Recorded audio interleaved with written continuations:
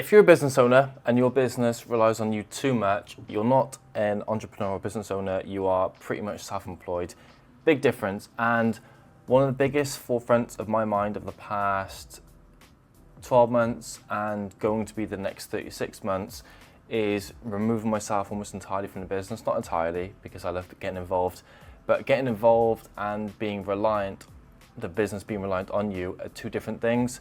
And in this video, I'm going to pretty much break down how I'm running two property investment companies, one for helping other investors build their portfolio, and one to help me build my own portfolio when I can talk.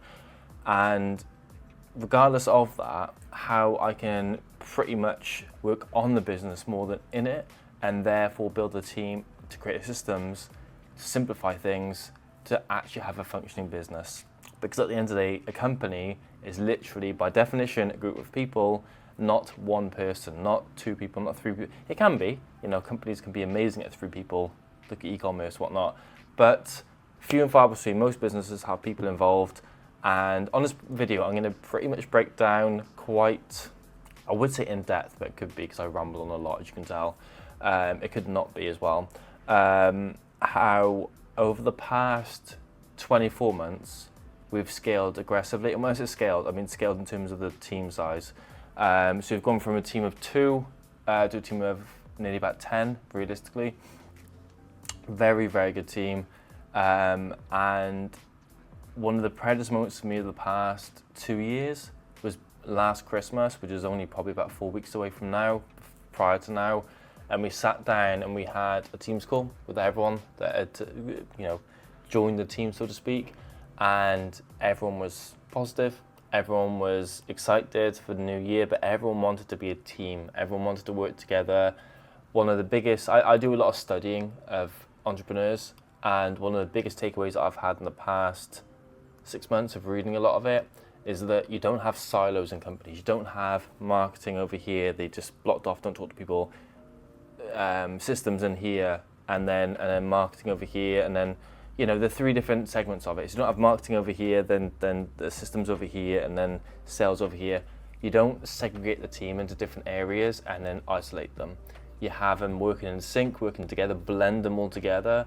Not to chuck everyone in a big pot, but more just to create synergy there, to make sure people are working together, problem solving. I even had one of my team leaders a few months ago. He came up to me with a load of problems. I said, okay, so what's the solution? And he was like, huh, what? I'm meant to make a solution? And it was kind of a rewire for him to be like, we're not here to just provide problems. We're here to identify problems, regardless of what it is, and then provide solutions. So from a client perspective, they can just have things dealt with or approached in the right way. Or if you are, even in day-to-day business, if things happen, it's about being proactive. And if you can't be proactive with it, then be positive with it, and then really having the right morals with it. But that comes down to values. And one thing, and I'll jump into kind of a few of the bits of this, but in reality, building a team has been one of the best things I've ever done, and it's essential. That's the black and white of it. Building a company and building a team within that company is absolutely essential, and it's also fun. It's also really enjoyable. Not everyone is made out to be a business owner. I didn't know if I was for a long, long time, but the reality is I absolutely love it. I work more hours than I've ever worked, but I also don't feel like I'm working. And when I say I work more hours than I work, that's not negative. I'm not sitting here dripping with sweat.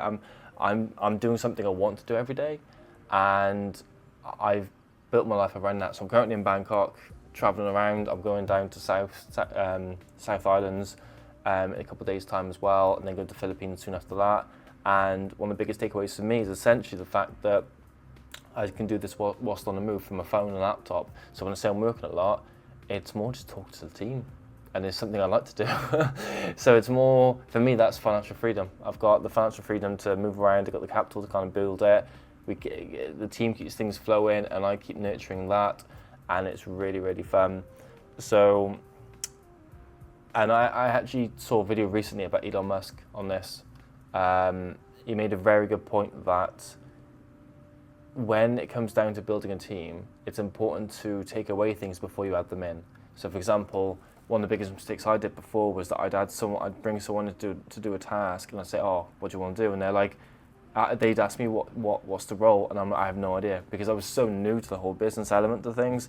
I was like, okay, so come in to help me with what? I don't know. So I've been very naive in my growth aspect, which has allowed me to now put my silly shortcomings onto this for you to hopefully help you guys if you want to.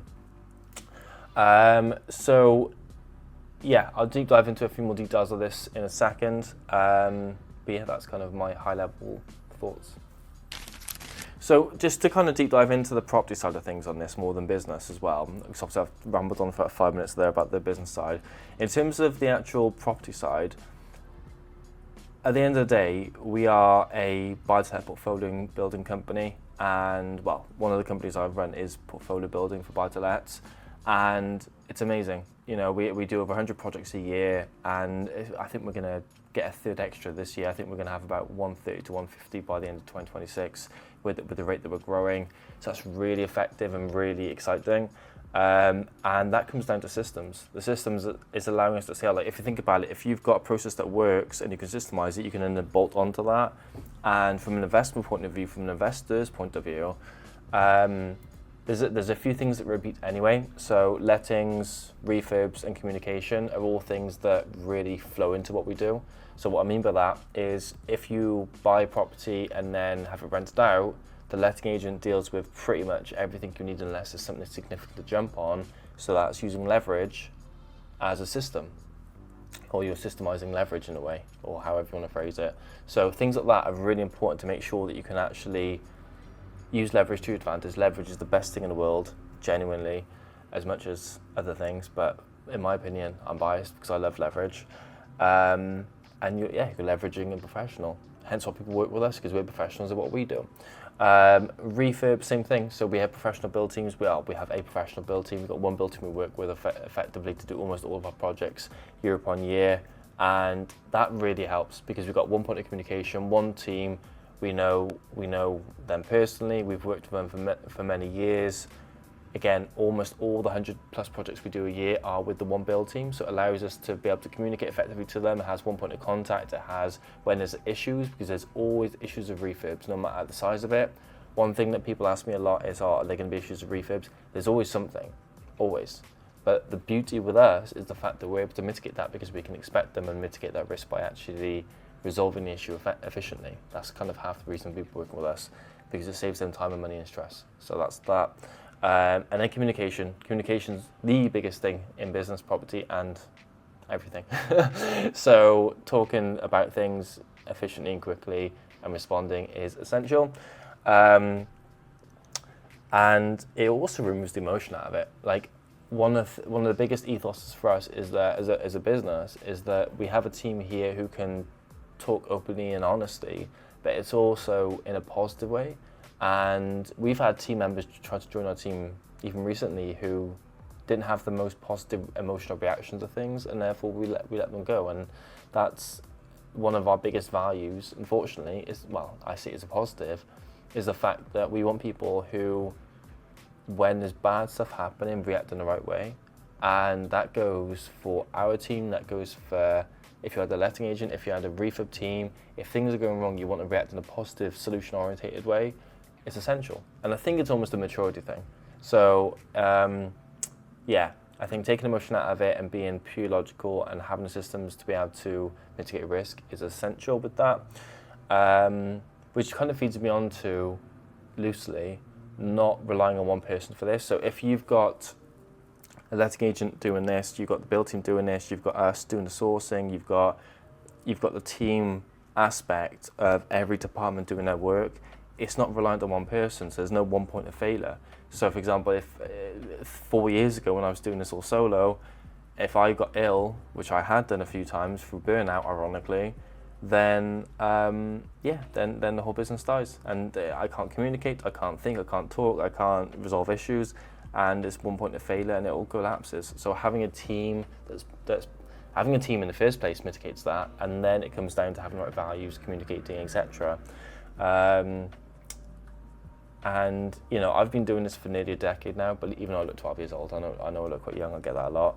but I've been doing property for nearly a decade, and the reality is that I've obviously gained quite a bit of knowledge of property in that time period, but also I can feed my knowledge into the team. The reason the team is so good is because they are so understanding of the model, of property, of the numbers, of the area, the location. They're experts in their field, and it allows us to kind of be experts in our individual areas. So yeah, it makes everything better, to be honest with you. And also decisions. It means that decisions don't have to be taken by one person. I'll be honest with you, most of the team come up to me saying, hey, what's your thoughts? And I said, well, what's your thoughts? Like, they say, hey, like, you know, try to get my thinking on it. But even on marketing team, they say, hey, what's my thoughts? Even though I look young and I'm on the content a lot, I'm an old man with this. I just whip up the camera and just talk some rubbish for 15 minutes and bore you with a video like this. The reality is, there's a lot of people out there who know a lot more than I do about all this. I just whip out a camera and document. I see it as documentation, but again, the point being is that it's not reliant on one person's opinion. It's reliant on people who, like a group decision on kind of what the best way to approach things is, and the same principle. And yeah, just to kind of elaborate on this, it's not about kind of removing yourself entirely. Like for me, I love to be involved to a degree. I love to be implementing new ideas. I'm an ideas person. I'll get an idea at 2 o'clock in the morning and I want to apply it then. I'm very much a case of keep improving, keep building things. But also, it's about kind of stepping back and removing things at the same time.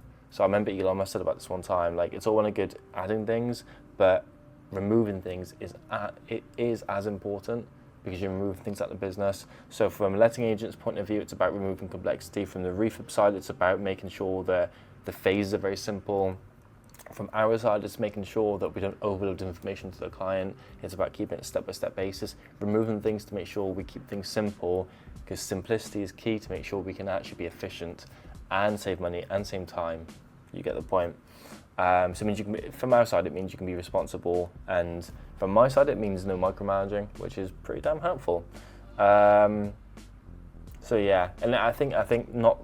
It's like control, isn't it? Because from my point of view, I love being in control of things, but it's also trusting people to kind of do their magic. And when you've got a team of A players who are really good at what they do in their specialist field, you can just crack on, and they tell you what to do. My method at the moment, my ethos at the moment is genuinely have the team do what they're best at, and I'll just give them what they need, give them the tools. Yeah, I'll give them the vision, and then we can just keep building that way, and then they can just keep flowing into it, and that's exciting. So yeah, I'd say systems over control every day of the week, because you can get some control from systems, but the reality is you're far better off having a team with systems who can take control for themselves and be responsible and build it that way. And from a business owner's point of view, that's amazing. And from an investor's point of view, like yourself maybe, then it's as important, because you can then rely on us to do our magic with it and really scale what you do. Like, again, most of our investors are doing probably around about 6 projects a year minimum. So they start with about, let's say, 300K there, give or take. Some start with 30K, some start with 100K, some start with 300K, some 500K. Most of our investors have about 300 to 500K there, if not more. They want to build a property portfolio, and they understand this. They understand that letting go and trusting someone to do what they do best, like us, is the most efficient way of doing things. And the irony is, I'm doing all this from the middle of Asia. I'm doing all this stuff in a hotel room in Asia, and the build team is on the ground in South Wales. Obviously, South Wales is our patch where we actually do property portfolios. We've got the build team on the ground that does the actual work. We've got the viewers who are viewing the properties every day. We've got the agents in the area who are supplying the vendors. And we've got the team on the phone to them, analysing the deals. And then we've got the sales progression, do it remotely as well, because that's all emails. And the marketing is obviously in the background as well. Everything comes into a play, but it's having the right team in the right locations that you can trust to do their magic with it is important. So hopefully this helped you guys, but it really shows, it kind of really feeds into how I can do this from anywhere, because I've got the team doing it. And from my point of view, apart from content, apart from recording things, almost everything, apart from actually meeting clients and content, almost everything for me is remote. However, the irony of that is I'm actually meeting a client in Bangkok next week. So it's because of social media, a lot of our clients are international. They could be in, I mean, most are in London, but we have clients in Dubai. Where did we have last week? Romania. America is a big one for us at the moment. Netherlands, we've got a lot of Dutch clients. And like I said, Thailand at the moment. So yeah, here, there and everywhere. Location isn't a holdback. So hope this video brought some value, guys. If it didn't, I apologize. But be sure to subscribe and like, and speak to you guys soon. Peace.